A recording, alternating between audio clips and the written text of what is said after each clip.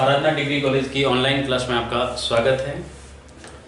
आज बीए द्वितीय वर्ष के विषय भारत के इतिहास में हम तैमूर के भारत पर आक्रमण और उसके प्रभाव को समझेंगे। सबसे पहले तैमूर के जीवन के बारे में पढ़ेंगे। तैमूर का जो मूल उत्पत्ति क्षेत्र है वो कौन सा है, किस प्रभाव वो समरकंद का शासक होते हुए धीरे धीरे उसने मध्य एशिया पे नियंत्रण स्थापित किया और मध्य एशिया से होते हुए वो भारत के रास्ते प्रवेश करता है। सबसे पहले तैमूर का जो भारत आक्रमण है उसके कारण पढ़ेंगे, लेकिन कारण से पहले तैमूर का जो बचपन का पूरा बाल्यकाल है उस बाल्यकाल को समझते हैं, उसका जीवन परिचय क्या था। तो तैमूर का प्रारंभिक जीवन।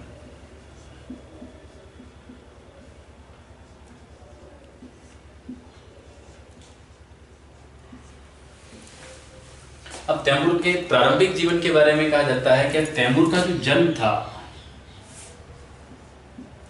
वो 1336 ईस्वी में ट्रांस ऑक्शियाना क्षेत्र में हुआ था।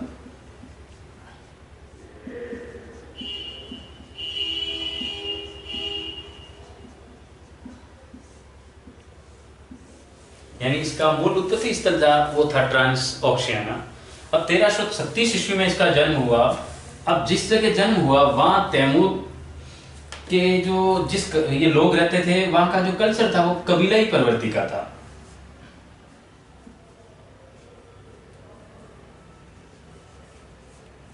यानी लोग कबीलों में रहते थे। अब तैमूर के जन्म 1337 में हुआ, ट्रांस ऑक्शियाना में हुआ था, कबीलाई प्रवृत्ति के लोग थे।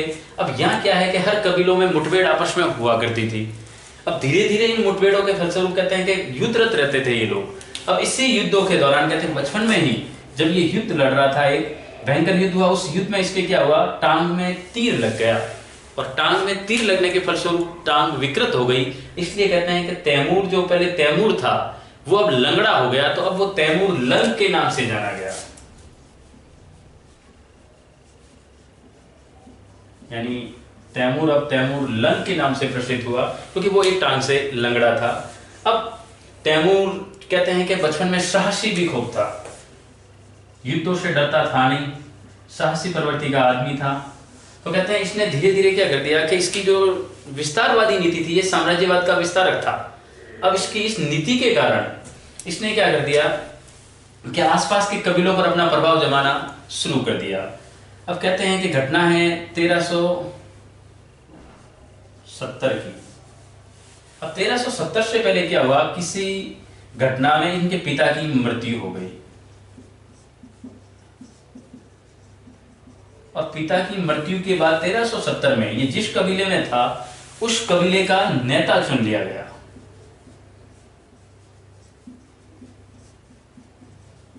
यानी कि वास्तविक रूप से नेतृत्व में ये 1370 में आता है और 1370 में जब ये हेड बन गया अपने ग्रुप का, तब कहते हैं कि इसी घटना के ठीक कुछ समय बाद ये समरकंद का शासक बन जाता है, क्योंकि इससे पहले समरकंद का शासक इसका पिता था।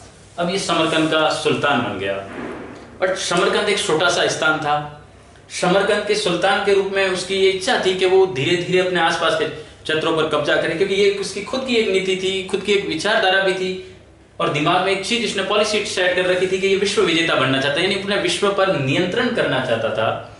अब इस मामले में देखें तो ये चंगेज खान को फॉलो करता था। चंगेज खान भी विश्व विजेता था और इसी नीति पर चल रहा था तैमूर। अब क्या हुआ कि जैसे ही वो समरकंद का शासक बनता है, धीरे धीरे वो अपने साहस के साथ आसपास के क्षेत्रों पर आक्रमण करता है और उसके जो आसपास के क्षेत्र थे, जैसे उसने समरकंद के आसपास तुर्की, सीरिया, इसके अलावा ईरान, अबिसिनिया,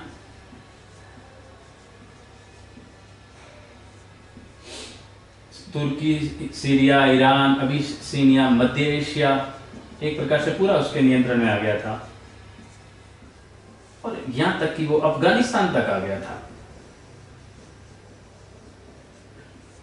अब तैमूर का जो प्रभाव है वो न केवल समरकंद पर था बल्कि ये भी उसके नियंत्रण में आ गए थे।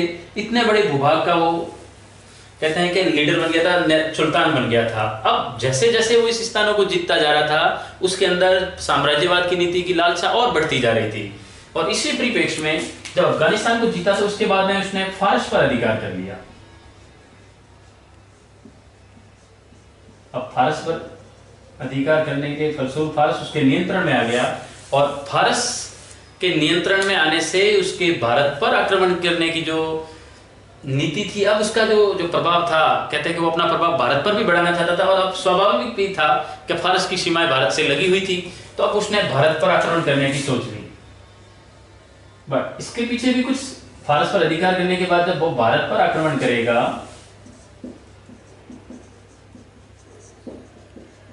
तो उसके पीछे भी कुछ कारण होंगे।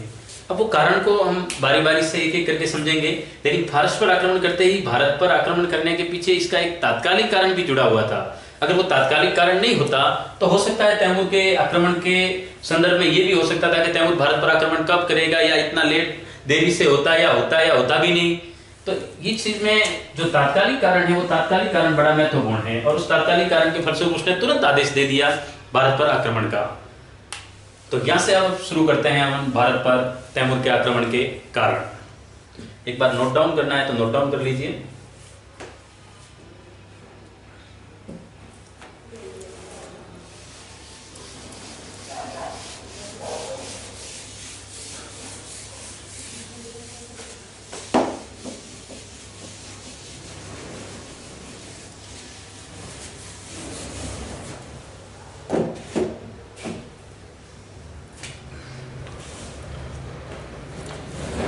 तैमूर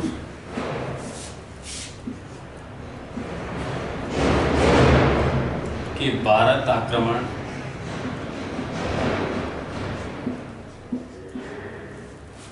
के कारण, किसी भी घटना को समझने के लिए उसके कारण और उसके परिणाम समझने जरूरी है। जैसे अपन कारण समझेंगे, उस घटना का पूरा पर्पस समझ में आ जाएगा कि ये चीज है क्या। अब तैमूर का जो भारत आक्रमण के जो कारण थे, उसमें पहला कारण था भारत की अतुल धन संपदा।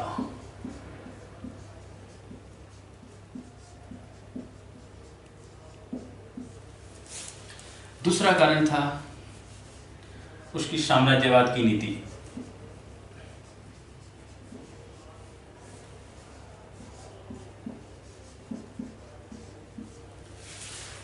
इसके अलावा तीसरा कारण था इस्लाम का प्रचार।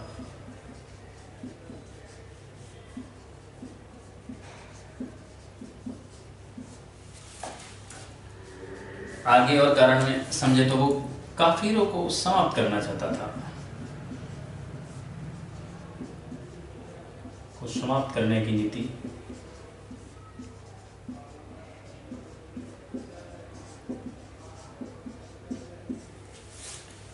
और एक कारण आता है उसका तात्कालिक कारण।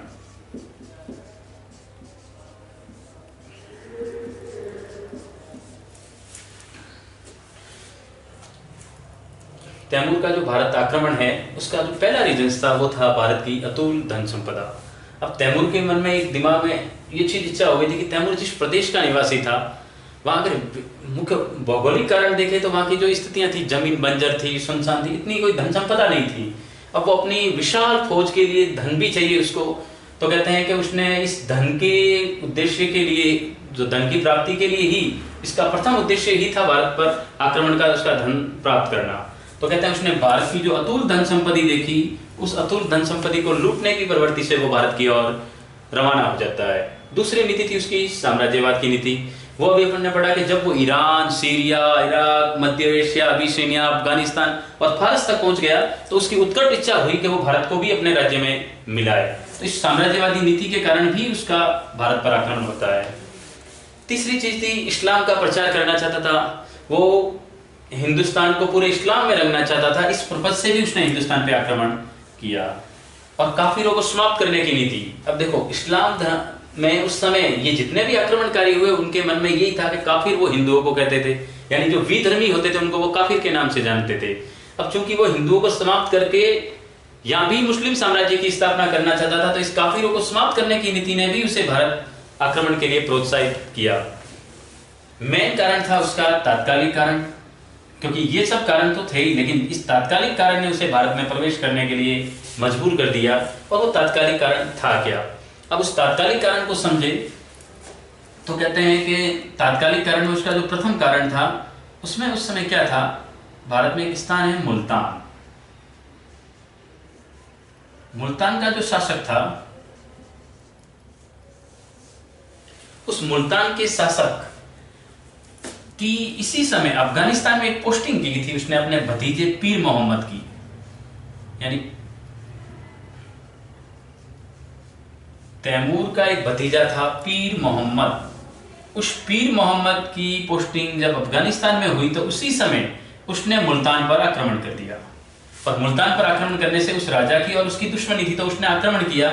जैसे पीर मोहम्मद ने मुल्तान पर आक्रमण किया, अब तैमूर को मौका मिल गया। उसने पीर मोहम्मद की सहायता के लिए, तैमूर ने कहते हैं कि उसकी सहायता के लिए सेना भेज दी। और जैसे ही सेना मुल्तान में प्रवेश की, यहीं से ये भारत पर आक्रमण समझा जाता है कि भारत पर पहला आक्रमण मुल्तान से इनका शुरू हुआ। धीरे धीरे ये मुल्तान से लाहौर आए, लाहौर को नियंत्रण में लिया। लाहौर पर अधिकार करने के बाद लाहौर के पास एक स्थान है दीपालपुर, लाहौर और भारत के मध्य में। अब ये दीपालपुर आ गए। अब होता क्या है, दीपालपुर जब आते हैं तो इस पीर मोहम्मद अपना एक अधिकारी नियुक्त कर लेता है दीपालपुर में।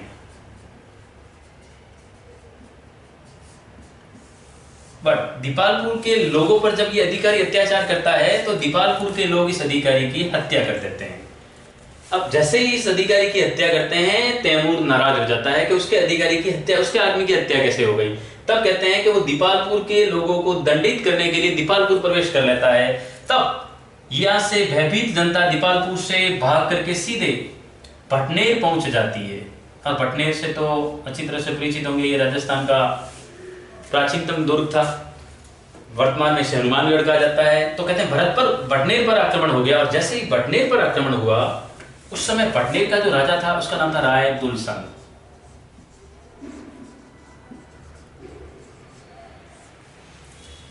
जबरदस्त युद्ध हुआ। युद्ध में राय दुलसन पराजित हुआ। बाद में राय दुलसन ने मित्रता कर ली तैमूर से संधि कर ली। तो कहते हैं कि यहाँ के लोगों को छोड़ दिया गया, जनता पर जो अत्याचार हो रहा था उनको रोक दिया गया। लेकिन तैमूर ने जो दीपालपुर से लोग आए थे उन लोगों का कत्ल करना शुरू कर दिया। यानी वो उनका बदला लेने के लिए आया था।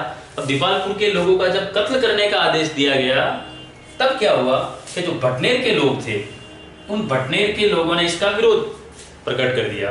और जब विरोध किया तो कहते हैं कि उन्होंने भटनेर के लोगों पर भी आक्रमण कर दिया। तो कहते हैं राय दुलसन और उनके बीच में वापिस शत्रुता बढ़ गई, भयंकर युद्ध हुआ। भटनेर के लोगों को सजा देने के लिए उन्होंने भटनेर के लोगों को एक किले में कैद कर लिया। अब वो किला जो था वो दिल्ली के रास्ते जा रहे थे, तब बीच रास्ते में उनको एक किले में कैद कर दिया गया। अब उस किले में कैद करके कर तो लिया, लेकिन बाद में तैमूर के मन में एक विचार आया कि मैं इन लोगों को कैद तो कर रहा हूं, लेकिन हो सकता है भविष्य में ये कभी छूट गए यहाँ से तो ये मेरे से वापिस बदला ले सकते हैं। अब बदला लेने के चक्कर में ये हो सकता है पलटवार कर दे। तब कहते हैं कि उन्होंने दिल्ली प्रवेश करने से पहले इन लोगों का भी कत्लेआम का आदेश दे दिया। यानी तैमूर की एक प्रकार से नीति देखे तो ये कत्लेआम की नीति पर ज्यादा ध्यान दे रहा था। और ये नीति बड़ी भयंकर नीति होती है जिसमें लोगों का नरसंहार हो रहा था। अब तैमूर वहां से कत्ल करके धीरे धीरे प्रवेश करेगा दिल्ली में। पर दिल्ली में प्रवेश करने से वो सरस्वती नगर में प्रवेश करता है, वहां से वो दिल्ली की तरफ प्रस्थान करेगा। तो ये तो मोटे मोटे कारण थे। और ये जो कारण था, मुल्तान के शासक पीर मोहम्मद, वहां एक उसका भतीजा नियुक्त था, वहां पे आक्रमण करना, फिर उसके दीपालपुर में एक अधिकारी की हत्या करना, फिर भटनेर के रास्ते दिल्ली तक प्रवेश करना, ये भारत पर आक्रमण के प्रमुख कारण थे। और ये तात्कालिक कारण में माना जाता है। अब समझते हैं दिल्ली को। तो दिल्ली में क्या हुआ? जिस समय दिल्ली में उसने आक्रमण किया, उस समय भारत का जो शासक था,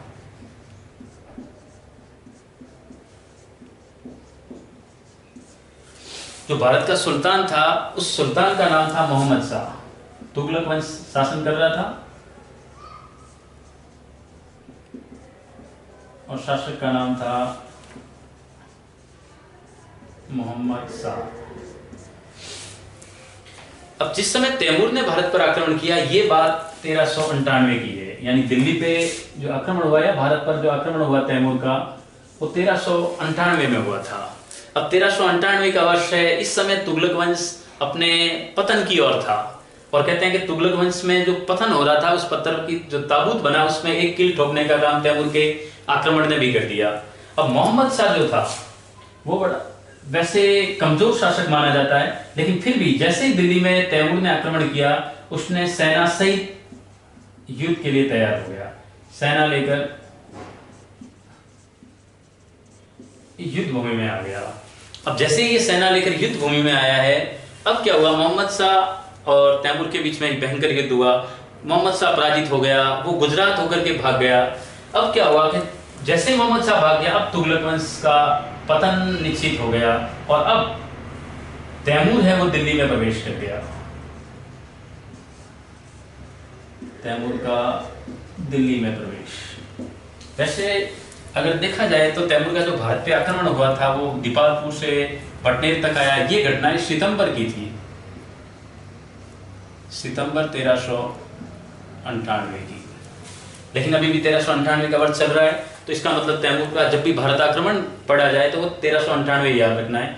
अब दिल्ली में प्रवेश कर लिया। दिल्ली में प्रवेश करने के बाद इसने लोगों पर अत्याचार करना शुरू कर दिया। तब कहते हैं कि दिल्ली में कई लोग ऐसे थे जो बड़े बड़े पदों पर आसीन थे, वो सब तैमूर के पास गए, उनसे विनती की, और इनकी याचना को सुन करके तैमूर ने अत्याचार बंद करवा दिए। लेकिन कहते हैं कि दिल्ली भी समृद्ध शहरों में से एक था उस समय। अब क्या हुआ, दिल्ली में जो व्यापारी थे, कहते हैं कि जिसकी जो फितरत होती है वो कभी नहीं जाती।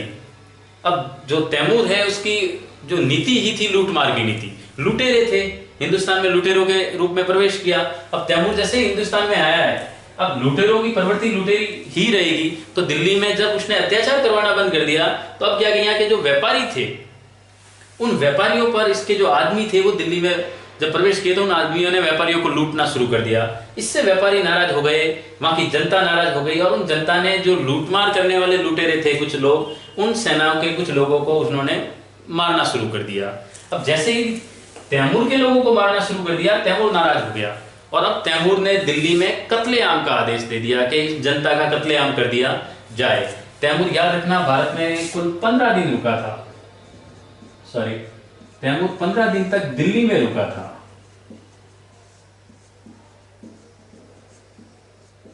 और जब तक दिल्ली में रहा तब तक वो कत्लेआम का आदेश। और वैसे कहते हैं इन 15 दिनों में से 3 दिन तो ऐसे थे जिस दिन उसने कंटिन्यू अपनी पूरी सेना को आदेश दे रखा था, और कंटिन्यू रूप से भारत के लोगों का, मतलब जो दिल्ली की जनता थी, उनका कत्ल कर दिया गया।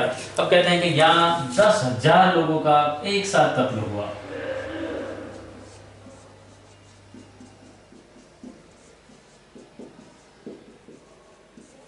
नरमुंड खड़े कर दिए गए। मानव के जो मुंड थे, उन मुंडों से बड़े बड़े टीले से बना दिए गए। अब इस प्रकार की घटना थी। अगर इस घटना को देखा जाए तो ये हृदय विदारक घटना थी, जिसमें इतने लोगों का कत्ल हुआ, लोग भयभीत से हो गए। और कहते हैं कि आने वाले कई वर्षों तक तैमूर के इस आक्रमण का भारत पर प्रभाव रहा, और भारत के लोग कहते हैं तैमूर का नाम सुनते ही दहल जाते थे। और इस घटना का जिक्र खुद तैमूर ने अपनी एक पुस्तक है तैमूरी, वैसे इसके वंश का नाम भी तैमूरी है, लेकिन उसने अपनी एक आत्मकथा लिखी है, उसकी जीवनी है तैमूरी। उस जीवनी में इसका उल्लेख किया है। यानी भारत पर आक्रमण के जितने भी घटनाक्रम हुए, उन घटनाओं का उल्लेख उसने अपनी जीवनी तैमूरी में लिखा है ये सब। तब कहते हैं 10,000 लोगों का कत्ल हो गया, नरमुंड खड़े कर दिए गए, बच्चों को गुलाम बना दिया गया, औरतों को बाजारों में बेच दिया गया। जितने भी बच्चे थे गुलाम बना दिए गए, औरतों को बाजारों में बेचा गया।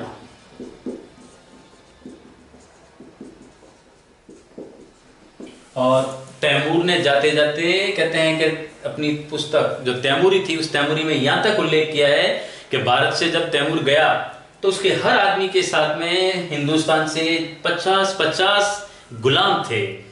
40 से 50 तक उसके साथ रखेले थी, और वो हिंदुस्तान की जो औरतें थी उनको उन्होंने रखेले बना करके लेकर गए, बाजारों तक में बेचा गया। क्या मानवीय पीड़ा रही होगी उस समय की, वो सिर्फ उस समय के जो कारण थे, जो सांस्कृतिक प्रभाव है, उन प्रभावों में ही देखा जा सकता है। स्पष्ट रूप से क्लियर हो जाता है कि तैमूर के आक्रमण के कितने खतरनाक परिणाम रहे होंगे। अब 15 दिन रुकने के बाद तैमूर है वो चला जाता है, फिर प्रवेश करता है भारत में मध्य में, और अब वो दिल्ली से रवाना होकर के प्रवेश करता है मेरठ। मेरठ में आते ही मेरठ में भी वो इसी प्रकार का तांडव मचाता है, लोगों के कत्लेआम का आदेश दे देता है। अब मेरठ में आकर के उसने मंदिर और मूर्तियों को तोड़ना भी शुरू कर दिया।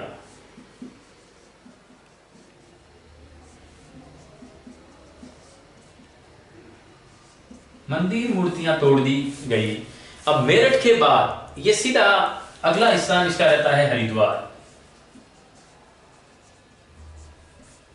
और चूंकि अपन भी जानते हैं कि हरिद्वार हिंदुओं की धार्मिक नगरी के रूप में प्रसिद्ध है, अब हरिद्वार जब गया तब कहते हैं हरिद्वार में गंगा घाट पर इसने जो तांडव मचाया है वो दिल्ली जैसा का जैसा नृत्य वापिस इसने जो पूरा तांडव था वो वहां वापिस प्रदर्शित कर दिया। अब हरिद्वार में इसने क्या किया, हरिद्वार की जनता ने इसका विरोध कर दिया।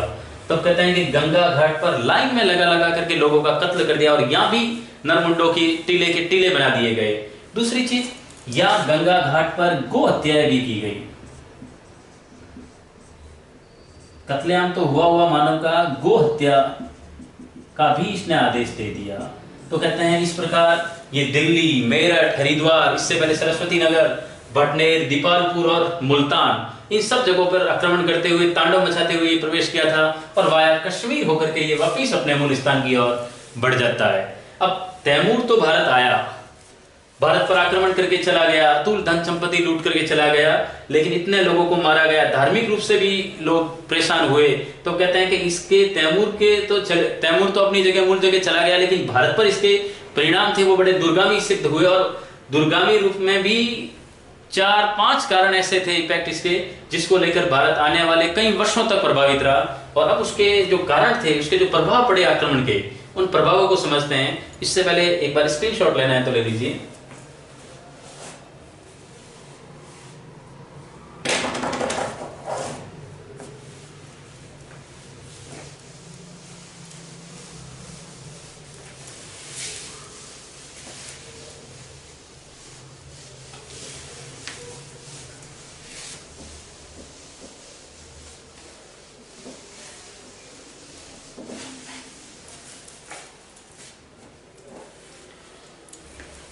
अब तैमूर के भारत आक्रमण के प्रभाव क्या थे या इसके क्या परिणाम हुए।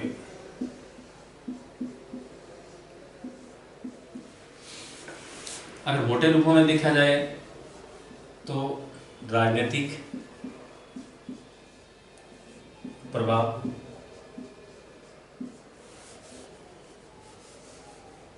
आर्थिक प्रभाव,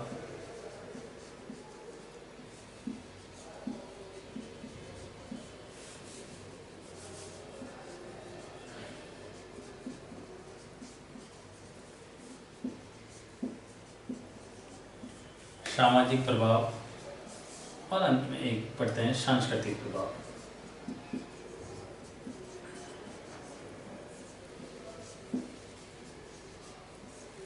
अब मोटे रूप में देखा जाए तो तैमूर के आक्रमण का सबसे ज्यादा प्रभावित क्षेत्र था वो था सांस्कृतिक, यानी तैमूर के आक्रमण ने भारत की संस्कृति को पूरी तरह से परिवर्तित करके रख दिया गया था।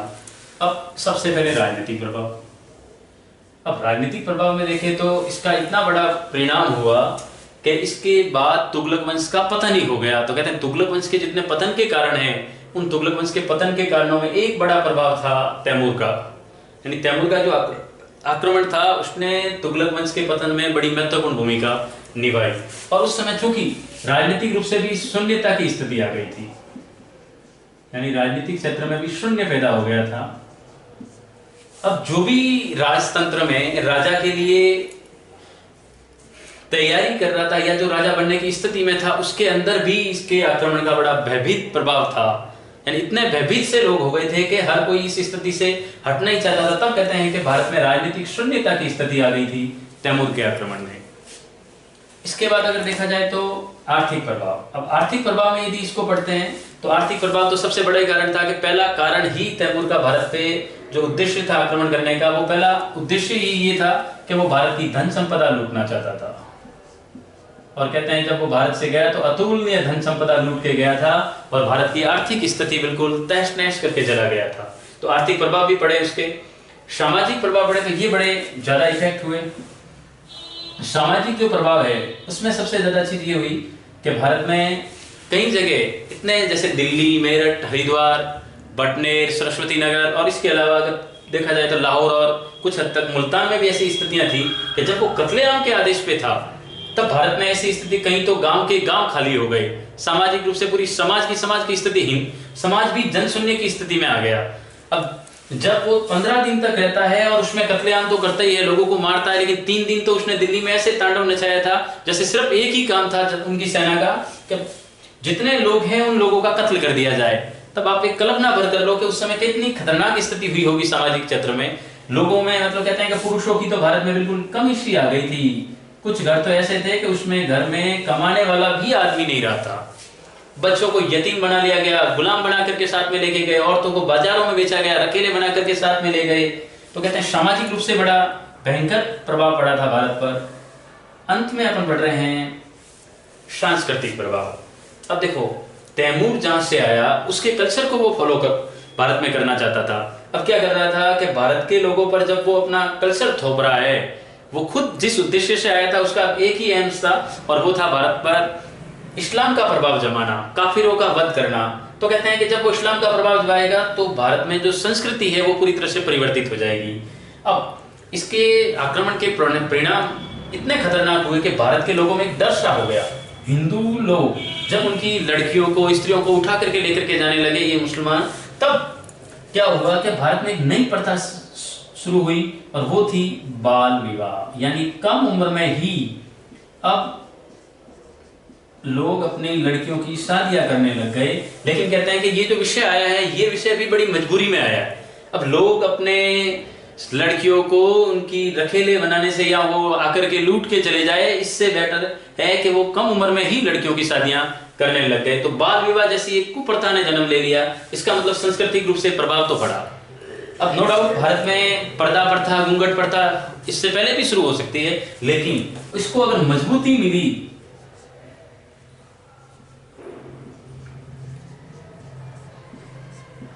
पर्दा प्रथा और घूंघट प्रथा को, तो वो भी तैमूर के आक्रमण के फलस्वरूप हुई। और सबसे बड़ी चीज हुई कि इससे पहले फिर भी हिंदू और मुसलमानों में कहते हैं कि राजनीतिक रूप से जरूर प्रतिद्वंदिता थी, लेकिन जो सामाजिक और सांस्कृतिक रूप से इतने विद्वेष नहीं थे। लेकिन अब क्या हुआ कि इस आक्रमण के फलस्वरूप हिंदू मुस्लिम में विरोधाभास पैदा हो गया।